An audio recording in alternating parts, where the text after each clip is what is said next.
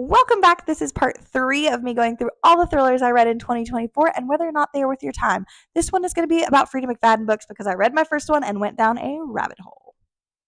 The first one I read was The Boyfriend. I had a great time. This set off my addiction. I did the audio. I did it in one day. I didn't want to put it down, and I can see why her books are so addicting. Now, do I think these are phenomenally or well written, like amazing pieces of literature? No. Do I have a good time reading them? Absolutely. Can I predict them?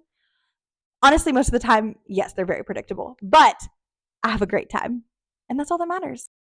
So I liked this one. I think it's a little bit predictable, but I think it'll have a great time. Okay, and then I did Never Lie, which I think is a lot of people's favorite Freida McFadden book because they felt like they couldn't predict it.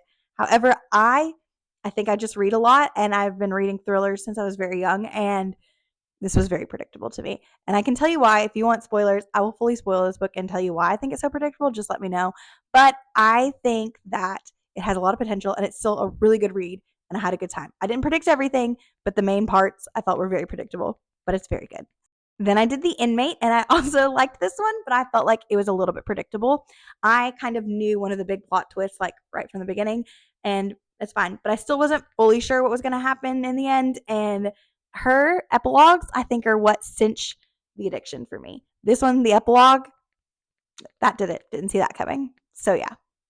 One by One's probably my least favorite read by her. I bought it used at McKay's, and I can see why because I'm going to take it right back to the used bookstore. It's fine, not predictable entirely, but I just didn't love it. The Coworker is kind of ridiculous and literally kind of reminded me of a coworker I have. But I don't think she's going to unalive anybody. Anyways, this one was good. A little bit predictable, I felt, because again, I read a lot of thriller books and I have read a lot in my life, and I felt like it's a little predictable, but still a really good read. Then we have The Locked Door, which I think is one of the more twistier ones, and I really liked this one. I thought it was a good time. I don't remember if I predicted it because I honestly don't remember what happened, but it was fun. The Perfect Son was the next one. Super creepy, a little bit predictable, but ended up pretty cool. And the ending, again, her epilogue really got me there.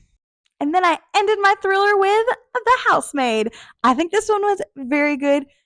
I did predict a little bit of it, but not to the extent that it went to. I had a good time. I love this. I love that they're making it a movie. The casting is perfect. Y'all should read this book. Even if you're not a huge thriller reader, this is a great book.